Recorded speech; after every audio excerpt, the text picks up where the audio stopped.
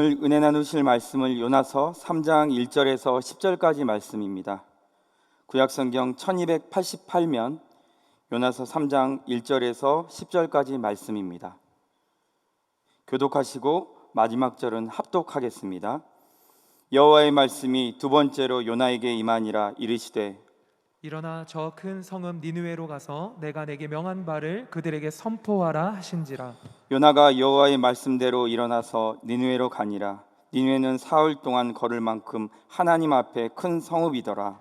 요나가 그 성읍에 들어가서 하루 동안 다니며 외쳐 이르되 40일이 지나면 니느웨가 무너지리라 하였더니 니느웨 사람들이 하나님을 믿고 금식을 선포하고 높고 낮은 자를 막론하고 굵은 베옷을 입은지라. 그 일이 니느웨 왕에게 들림에 왕이 보좌에서 일어나 왕복을 벗고 굵은 베옷을 입고 제 위에 앉으니라. 왕과 그의 대신들이 조서를 내려 니느웨에 선포하여 이르되 사람이나 짐승이나 소떼나 양떼나 아무것도 입에 대지 말지니 곧 먹지도 말 것이요 물도 마시지 말 것이며 사람이든지 짐승이든지 다 굵은 베옷을 입을 것이요 힘써 하나님께 부르짖을 것이며 각기 악한 길과 손으로 행한 강포에서 떠날 것이라. 하나님이 뜻을 돌이키시고 그 진노를 그치사 우리가 멸망하지 않게 하시리라. 그렇지 않은 줄을 누가 알겠느냐 한지라. 하나님이 그들이 행한 것 곧 그 악한 길에서 돌이켜 떠난 것을 보시고 하나님이 뜻을 돌이키사 그들에게 내리라고 말씀하신 재앙을 내리지 아니하시니라. 아멘. 할렐루야. 우리 사랑하는 우리 성도님들, 오늘도 말씀의 자리에 나오셔서 하나님의 말씀을 마음으로 받는 우리 성도님들 모두를 주님의 이름으로 축복합니다. 오늘은 빵만으로는 살 수 없다라는 제목으로 하나님 말씀 전하겠습니다. 요즘 시대는 먹을 게 없어서 고민하며 사는 시대가 아닙니다. 오히려 먹을 것이 너무 넘쳐나서 무엇을 먹을까 고민을 합니다. 어떤 것을 먹어야 좀 더 고급질까? 또 어떤 것을 먹어야 건강에 더 좋을까? 그런 것을 고민하며 음식을 고릅니다. 그런데 아무리 고급지고 비싼 음식을 먹는다고 해도 우리의 영혼의 갈증을 해결할 수 있는 방법은 없습니다. 얼마 전 글을 읽다 보니까 한 끼에 100만 원 하는 식사를 하고 왔다고 자랑하는 글을 읽어본 적이 있습니다. 그런데 우리 성도님들, 한 끼에 100만 원이든 200만 원이든 그 음식이 결국 입으로 들어가면 다시 아래로 걸러 나오는 것은 똑같습니다. 한 끼에 100만 원짜리 고급 음식이라고 해도 먹고 싸는 부분은 같습니다. 100만 원의 음식을 먹는다고 영원히 죽지 않는 혜택은 전혀 없습니다. 모든 음식은 먹으면 소화되고 음식 찌꺼기가 되어서 나오게 되어 있고 오늘 살 영양분을 우리에게 공급해 주는 것과 같습니다. 그러나 우리의 영혼의 문제, 즉 죽음 이후의 문제까지 책임져 줄 수 있는 그런 음식은 이 세상에 단 하나도 없습니다. 오늘은 우리가 너무나 잘 알고 있는 요나의 이야기입니다. 그런데 요나 이야기는 안 하고 무슨 먹는 이야기를 하나 의아하시죠? 오늘 본문의 내용을 아주 깊이 들여다보면 사람은 빵만으로는 살 수 없다는 것을 알게 되기 때문입니다. 모든 사람의 문제는 먹고 사는 빵의 문제에 있는 것이 아니라 영혼의 문제에 있다는 것을 하나님은 오늘 요나 이야기를 통해서 우리에게 말씀하고 계십니다. 오늘 본문을 살펴보겠습니다. 요나서 1장과 2장에서 하나님은 하나님의 말씀을 피해 도망치는 요나에게 광풍과 물고기를 사용하시는 창조주의 위엄을 나타내십니다. 그리고 오늘 3장에서 하나님은 자기 백성에게 직접 찾아오시는 분으로 등장합니다. 특히 오늘 본문 1절에 보시면 두 번째라는 말은 매우 의미심장합니다. 이 표현은 불순종하는 요나를 포기하지 않으시는 하나님의 손길을 강조하고 있기 때문입니다. 또한 준비되지 않은 요나를 준비시켜서 주님의 메신저로 사용하시는 하나님의 은혜를 한층 더 부각시키고 있는 표현입니다. 만약 하나님께서 이 두 번째 기회를 허락하지 않으시는 분이시라면 모세도 베드로도 우리 모두도 아무도 하나님께 쓰임 받지 못했을 것입니다. 이 두 번째 은혜가 있었기 때문에 요나는 다시 사명의 자리에 서게 되었습니다. 또 우리 역시 이 두 번째 하나님의 은혜가 있었기 때문에 지금 이 자리에서 우리 역시 사명자의 삶을 살아가고 있지 않나 생각해 봅니다. 이 두 번째 은혜는 요나뿐만 아니라 우리 모두를 포기하지 않고 끝까지 찾아와 주시는 하나님의 사랑인 것을 우리 모두 기억합시다. 요나는 자신에게 주어진 사명을 감당하기 위해 니느웨 주민들에게 하나님의 말씀을 전합니다. 그리고 니느웨 백성들은 전국적으로 금식하며 하나님께 회개를 합니다. 저는 오늘 이 밤에 오늘 본문의 내용을 통해서 두 가지를 살펴보고 하나님의 은혜를 간구하기를 소망합니다. 첫째, 우리는 들을 귀가 있어야 합니다. 아무리 좋은 이야기를 해도 들을 귀가 없는 사람은 그것이 좋은지를 알지 못해서 취하지를 못합니다.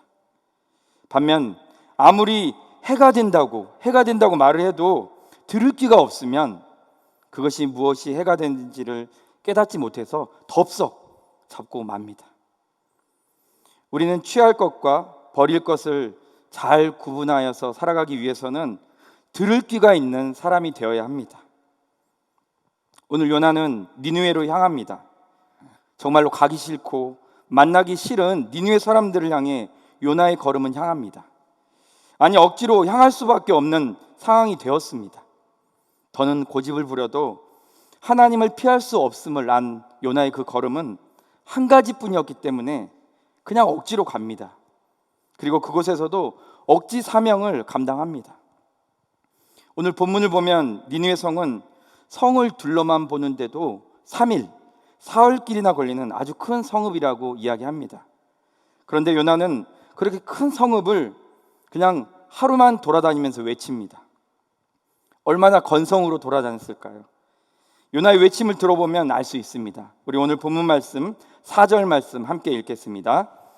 요나가 그 성읍에 들어가서 하루 동안 다니며 외쳐 이르되 40일이 지나면 니느웨가 무너지리라 하였더니, 아니, 하나님의 말씀을 선포하지도 않고 하나님의 긍휼을 말하지도 않고 단 한마디 복음도 전하는 것 없이 그저 저주 비슷한 말만 선포하고 있습니다. 40일이 지나면 니느웨 무너진다. 여러분, 이 말 어디에 복음이 숨어 있고 하나님의 메시지가 숨어 있습니까? 고스란히 지금 요나의 심정이 드러나고 요나가 억지로 하기 싫은 것을 채우고 있는 모습만 보일 뿐입니다. 그런데 이 억지로 감당하고 있는 요나의 말에도 놀라운 일이 발생합니다. 들을 귀 있는 자들이 일어나는 것입니다. 들을 귀를 갖춘 자들이 그 말을 듣고 움직입니다. 살 방법을 찾기 시작하고 그 가운데 숨어있는 하나님의 메시지를 찾아냅니다. 우리 오늘 본문 말씀 5절 말씀 함께 읽겠습니다. 니느웨 사람들이 하나님을 믿고 금식을 선포하고 높고 낮은 자를 막론하고 굵은 베옷을 입은지라. 아멘. 아니, 이럴 수가 있을까요? 어떻게 저주 같은 말을 맺고 지나가는 그 한 사람의 이야기를 듣고 니느웨 백성들이 하나님의 말씀을 믿었다고 할 수 있을까요? 믿었을 뿐만 아니라 그들의 높고 낮은 자를 막론하고 굵은 베옷을 입었다고 말합니다. 굵은 베옷을 입었다는 것은 회개의 자리로 나아갔다는 것입니다. 사랑하는 우리 성도님들, 니느웨 땅은 이방 땅이었어요. 하나님이 택한 선민, 그 백성들도 아니었습니다. 이방 땅에서 이방인들의 죄악이 너무 넘쳐나서 하나님은 요나를 보내셔서 너희들을 멸망시키겠다고 말씀하시는 것입니다. 그런데 그들이 하나님의 말씀을 들었습니다. 아니, 믿었습니다. 하나님께서는 반드시 그렇게 하실 거라고 그들은 믿었습니다. 그래서 그들은 회개의 자리로 높은 자든 낮은 자든 막론하고 나아간 것입니다. 들을 귀가 없다면 절대 할 수 없는 일들입니다. 비록 이방 민족들이었지만 들을 귀가 있었습니다. 들을 귀가 있었던 그들은 복음의 메시지도 하나님의 이야기도 아닌 그냥 멸망하고 말 것이라는 저주의 이야기에도 하나님의 소리를 들을 수 있었던 것입니다. 들을 귀가 있는 자가 바로 우리가 사는 것이 빵에 있는 것이 아니라 하나님의 말씀을 듣는 것에 있다는 것을 아는 자들입니다. 얼마나 잘 먹고 잘 사는가가 우리의 영원한 행복이 될 수 없다는 것을 아는 자들이 바로 들을 귀가 있는 자들이라는 것입니다. 니느웨 백성들은 들을 귀를 가졌습니다. 지금 그들은 하나님 없이 내가 잘 먹고 잘 사는 것, 하나님을 향해서 내가 얼마나 죄악이 되는가, 돌이켜 하나님께 향하지 않으면 우리는 멸망하고 마는 것이다. 지금 먹고 사는 문제가 중요한 게 아니야. 빨리 먹는 것을 중단하고 하나님께로 돌아서자. 듣는 귀가 없이는 결단할 수 없는 행동입니다. 사랑하는 우리 성도님들, 사실 지금 하나님은 니느웨 백성들의 그 모습을 통해 역설적으로 이스라엘 민족을 향한 말씀을 하고 계시는 것입니다. 요나서의 시대적 배경과 맥락을 같이 하는 호세아서의 메시지를 보면 이스라엘의 가장 큰 문제는 불법을 행하는 이스라엘 민족들을 향해 회개를 촉구하는 그 선지자들의 메시지를 거부하는 모습입니다. 아무리 선지자들이 하나님의 말씀을 선포하고 돌이키기를, 회개하기를 외쳐도 그들은 듣지 않습니다. 선민이라 자칭하는 이스라엘은 하나님의 말씀을 듣지 않아요. 그런데 아이러니하게도 이방 민족인 니느웨 백성들은 단 한마디에도 돌이켜 회개합니다. 하나님은 이 니느웨 백성들을 통해 이스라엘 민족들이 깨달아 돌이키기를 원하시는 아버지 하나님의 마음을 담은 것입니다. 택한 민족이라고 자부심만 갖지 말고 제발 하나님의 말씀 앞에서 귀를 열어서 하나님의 간곡한 메시지를 들으라는 것입니다. 사랑하는 우리 성도님들, 귀를 열고 계십니까? 하나님의 말씀을 들을 때 어떻게 들으십니까? 우리 성도님들은 하나님의 말씀을 들을 때 어떻게 받고 적용하는지를 점검해 보면 우리 자신이 지금 하나님의 말씀 앞에서 열린 귀를 두고 있는지, 아예 귀를 막고 내 중심으로 살아가고 있는지를 깨달을 수 있습니다. 우리 모두 열린 귀를 가지셔야 합니다. 귀가 열려 있어야 복된 말씀을 깨닫고 복을 깨닫고 복을 얻을 수 있습니다. 참된 복은 하나님의 은혜이기 때문입니다. 열린 귀를 두고 하나님 말씀 앞에 엎드리고 회개의 자리로 나아가는 니느웨 백성들을 향해 10절은 하나님은 뜻을 돌이키셨다고 말씀하십니다. 사랑하는 우리 성도님들, 오늘 첫 번째 꼭 기억하실 것은 하나님의 말씀을 받을 때 절대로 내 마음에 맞는 말씀만 선택하지 말 것, 내 마음에 합한 말씀만을 내 뜻으로, 내 환경으로 해석하여 붙들지 말고 하나님의 말씀을 나의 소견과 상관없이 무겁고 두렵고 겸허함으로 들어서 늘 말씀의 통치를 따라 하나님 말씀 앞에 엎드릴 수 있는 듯 순종을 갖도록 힘써야 합니다. 하나님 앞에, 그 하나님 말씀 앞에 열린 귀를 가지고 살려면 가장 먼저 잘 들을 줄 알아야 합니다.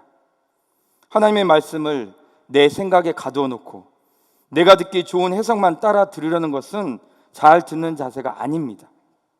하나님의 말씀을 믿고 믿는 대로 듣는 것이 바로 잘 듣는 자세입니다. 니느웨 백성들이 멸망할 것이다 선포되는 그 한마디의 말씀을 듣고도 하나님을 믿었다고 말했듯이 우리도 하나님의 말씀을 들을 때마다 하나님이 우리에게, 아니 지금 나에게 이렇게 이야기하고 계시는구나, 찔림을 받고 받은 대로 회개와 또 감사의 자리로 나아가는 것, 그것이 말씀을 잘 듣는 방법이고 열린 귀를 가지는 은총인 것입니다. 사랑하는 우리 성도님들 모두가 하나님의 말씀을 잘 듣기를 소망합니다. 잘 듣는 열린 귀를 가지셔서 어떤 것이 우리에게 축복이 되는가를 깊이 깨달아 순종의 길로 나아가시는 우리 성도님들 되시기를 간절히 소망합니다. 듣는 귀가 있어야만 사명을 감당할 수 있기 때문입니다. 무작정 사명을 감당할 수 없습니다. 말씀 앞에 듣는 귀가 있는 그런 자가 말씀을 듣고 그 말씀이 말씀하시는 대로 사명을 감당하는 자가 될 수 있는 것입니다. 오늘 하나님 말씀 앞에 열린 길을 두어 깨닫게 하실 때 그 말씀을 굳게 붙들고 삶으로 주님이 감당하시라는 그 사명을 잘 감당하시는 우리 모든 성도님들 되시기를 주님의 이름으로 간절히 축복합니다. 둘째, 우리는 빵만으로 사는 존재가 아님을 절대로 잊어서는 안 됩니다. 우리 오늘 본문 말씀 5절에서 7절까지 말씀 함께 읽겠습니다. 니느웨 사람들이 하나님을 믿고 금식을 선포하고 높고 낮은 자를 막론하고 굵은 베옷을 입은지라. 니느웨 왕에게 들림에 왕이 보좌에서 일어나 왕복을 벗고 굵은 베옷을 입고 제위에 앉으니라. 왕과 그의 대신들이 조서를 내려 니느웨에 선포하여 이르되 사람이나 짐승이나 소떼나 양떼나 아무것도 입에 대지 말지니 곧 먹지도 말 것이요 물도 마시지 말 것이며. 아멘. 참 놀라운 장면입니다. 왕은 요나를 만난 적이 없습니다. 그를 대면하여 그의 음성을 듣고 마음을 돌이킨 것이 아니라 소문을 들었습니다. 왕이시여, 외국에서 어떤 한 사람이 40일이 지나면 이 성이, 이 땅이 멸망한답니다. 왕은 그 소리를 들었습니다. 그런데 왕은 그 소리를 듣고 누가 그런 망령된 말을 하느냐, 그렇게 화를 내거나 그 사람을 붙잡아 와라, 어명을 내리지 않았습니다. 오히려 왕복을 벗고 굵은 베옷을 입고 잿더미에 앉아서 회개를 합니다. 그리고 온 백성뿐만 아니라 나라에 속한 모든 짐승까지도 굵은 베옷을 입고 물을 한 모금도 마시지 말고 금식하며 회개의 자리로 나가라고 선포합니다. 사랑하는 우리 성도님들, 우리라면 그렇게 할 수 있을까요? 누가 우리 가정을 향해 하나님의 말씀이라고 회개하지 않으면 하나님이 심판이 곧 있을 거라고 이야기한다면 우리는 그 말씀에 따라 온 가족을 불러 모아 앉히고 회개 자리로 이끌 수 있을까요? 지금 우리 성도님들이라면 그렇게 하실 수 있습니까? 얼굴 한번 보지 않는 그 사람의 이야기, 백성들이 수군거리며 요동하는 이야기를 전해들은 그 니느웨 왕은 하나님 앞에 무릎을 꿇었어요. 그리고 하나님께 간구합니다. 우리를 불쌍히 여겨 주시옵소서. 하나님의 뜻을 돌이켜 주시옵소서. 저는 이 장면을 묵상하다가 얼마 전 가정 예배를 드리다가 나눴던 본문 하나가 떠올랐어요. 다윗이 인구조사로 하나님께 범죄했을 때 하나님은 다윗을 향해서 3가지 벌을 말씀하시며 어떻게 받을지를 선택하라고 말씀하십니다. 첫째, 3년 동안 굶주림. 두 번째, 3개월 동안 적에게 쫓겨다님. 셋째, 3일 동안 이스라엘 전역에 전염병이 퍼짐. 다윗은 이 3가지 중에 하나님의 손에 받겠다는 그런 결정을 합니다. 그러자 하나님은 지체하지 않으시고 3일 동안 이스라엘 전역에 전염병을 내리시고 이로 인해 7만 명이 죽은 사건이 발생합니다. 하나님은 온 마음으로 회개하는 다윗을 보시고 또 이스라엘의 비참함을 보시고 징계하는 천사를 통해 이만하면 됐다, 이렇게 그 손을 거두게 하십니다. 저는 이만하면 됐다 그 본문을 읽고 나누는데 정말 가슴 속에서 막 아픔이 일어났습니다.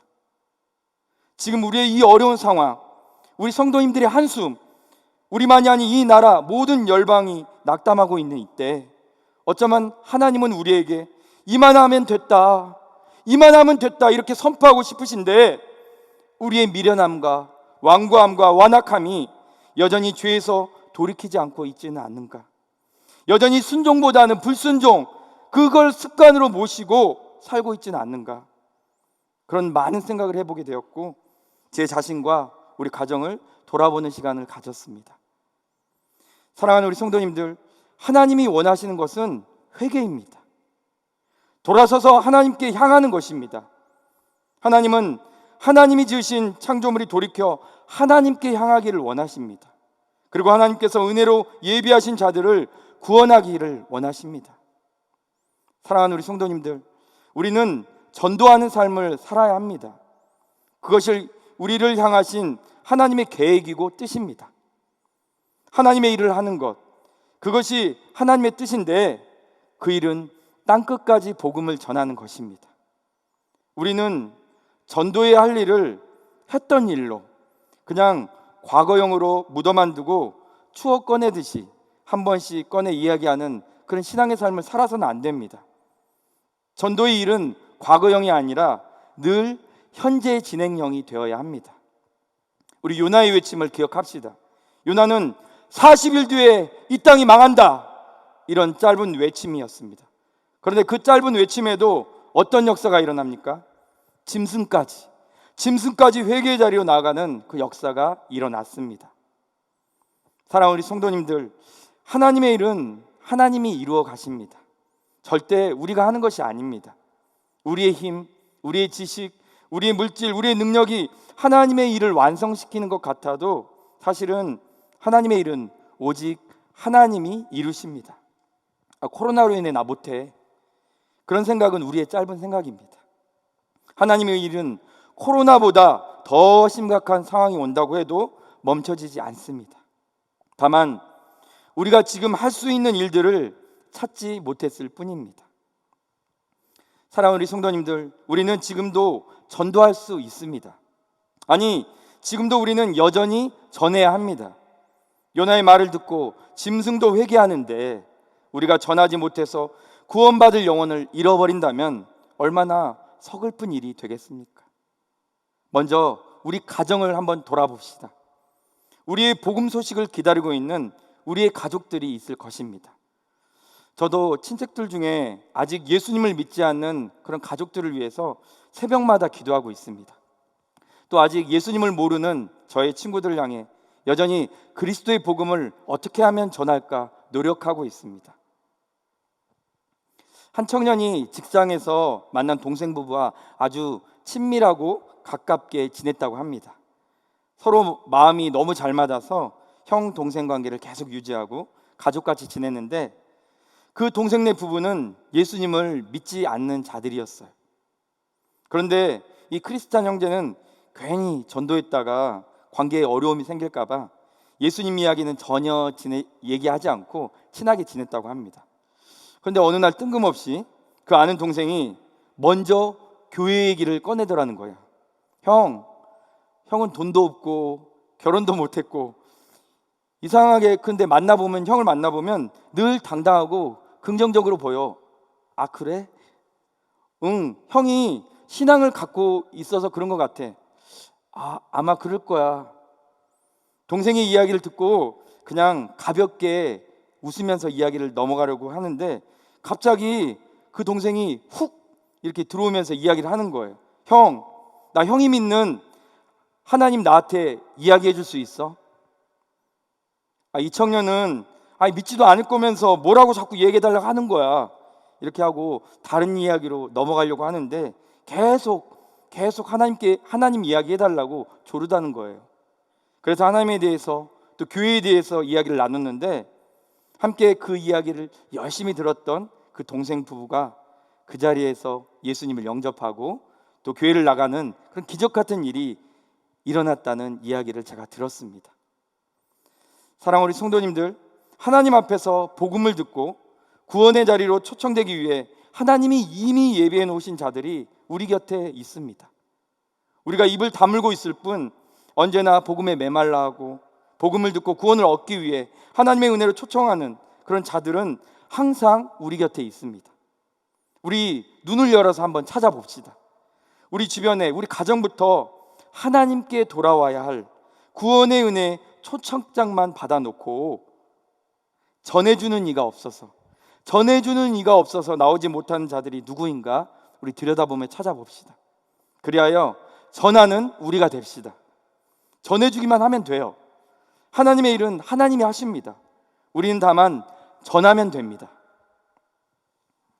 이사야 선지자에게 하나님은 내가 누구를 보낼까? 누가 나를 위해 갈까? 이렇게 말씀하실 때 이사야 선지자는 주님, 제가 여기 있습니다. 제가 가겠습니다. 이렇게 고백한 이 선지자의 그 고백을 통해서 위대한 선지자가 되었던 것을 우리는 생각해 보아야 합니다. 지금은 안 돼. 복음이 들어갈 시대가 전혀 아니야. 교회 다닌 것을 말하기 너무너무 어려워. 혹시 그런 생각에 사로잡혀 있지 않으십니까? 아니요. 오히려 우리는 더 전할 수 있습니다. 위기는 지금만이 있었던 것이 절대 아닙니다. 위기는 시대마다 늘 있었습니다. 그러나 하나님의 복음은 멈춘 적이 없습니다. 제가 어느 책을 읽다가 눈에 딱 들어온 글귀가 있는데요, 제가 잠시 읽어드리겠습니다. 우리의 몸집이 집으로, 그 집이 점점 더 넓어져서 영혼의 집이 되고 그것이 성전, 성막이 되어 가려면 우리의 몸집 하나를 하나님의 말씀으로 먼저 채우는 것이 중요합니다. 이렇게만 된다면 돼지 집이라도 영혼의 집, 하나님의 집이 됩니다. 우리가 말씀 앞에서 들을 귀를 가지고 우리 자신부터 말씀으로 채워간다면 우리가 속한 모든 곳에서 부흥이 일어날 수 있습니다. 부흥이 선포될 수 있습니다. 우리 고린도후서 10장 4절과 5절 말씀은 이렇게 말하고 있습니다. 함께 읽겠습니다. 우리의 싸우는 무기는 육신에 속한 것이 아니요 오직 어떤 견고한 진도 무너뜨리는 하나님의 능력이라. 모든 이론을 무너뜨리며 하나님 아는 것을 대적하여 높아진 것을 다 무너뜨리고 모든 생각을 사로잡아 그리스도에게 복종하게 하니. 아멘. 오래된 찬미예수 찬양 가운데 이런 찬양이 있습니다. 우리들의 무기는 육체가 아니요 그러나 강하오 참으로 강하오. 우리들의 육체가 아니요 그러나 강하오 성령 안에서 견고한 진을 파는 강력이요 강한 힘이요 참으로 강하오. 견고한 진을 파는 강력이요 강한 힘이요 성령 안에서. 아멘. 사랑하는 우리 성도님들, 우리가 속한 그 모든 상황에서 복음을 알지 못하는 견고한 진을 파는 능력은 오직 말씀에 있습니다. 우리가 먼저 들을 귀를 열고 말씀을 붙잡고 그 말씀에 사로잡히면 성령께서는 어떤 강력한 진도 파하십니다. 그러니 우리 전합시다. 더욱 성령 안에서 용기를 내어서 전합시다. 대충 전해도 짐승까지도 회개하는데 우리 전해야 합니다. 사랑하는 우리 성도님들, 우리 가정에서부터 우리 복음을 선포합시다. 하나님에 대해서 전해줍시다. 예수 그리스도를 들려줍시다. 믿지 않는 아들에게, 며느리에게, 손자들에게, 남편과 아내에게, 노년의 부모님들에게, 친척들에게부터 우리 먼저 전합시다. 전하기만 하면 됩니다. 니느웨가 회개하는 부흥을 이루었던 것처럼 우리가 전해야 하나님 나라의 복음 부흥은 이루어집니다. 지뢰는 밟아야 터집니다. 부흥하길 소망하지만 말고 그 부흥의 역사를 이루는 자가 됩시다. 전할 때 이루어집니다. 전할 때 돌이키는 역사, 하나님의 예비하신 구원의 역사는 일어납니다. 우리 모든 성도님들, 잘 먹고 잘 사는 것에 만족함을 두시지 마십시오. 잘 먹고 윤택하게 사는 그 빵에 우리의 소망을 걸면 안 됩니다. 우리의 영원히 사는 문제에 우리의 소망을 걸어야 합니다. 부흥은 우리가 먹고 사는 그 빵에 있는 것이 아니라 하나님 나라의 선포에 있습니다. 자녀에게 선포하십시오. 이때 더욱 가까이에서 하나님의 복음, 하나님의 나라를, 예수님의 사랑을 확실하게 알려주십시오. 지금이 우리는 빵으로 사는 것이 아니라 하나님의 말씀으로 살아가는 것을 가르칠 때입니다. 그 기회를 놓치지 마십시오. 사랑하는 우리 성도님들, 우리 가정부터 시작하여 우리 교회에, 더 나아가 이 대한민국에 다시 한번 복음의 부흥이 일어나도록 우리 먼저 입을 열어 하나님 나라를 전하고 예수 그리스도의 십자가의 사랑을 우리 가정에서부터 선포하고 전합시다. 그리하여 우리 모든 각 가정부터 하나님의 은혜의 역사를 또 힘입고 하나님께로 온전히 돌이키는 부흥을 경험하시는 우리 모든 용인제일교회 성도님들 가정 되시기를 주님의 이름으로 간절히 축원합니다.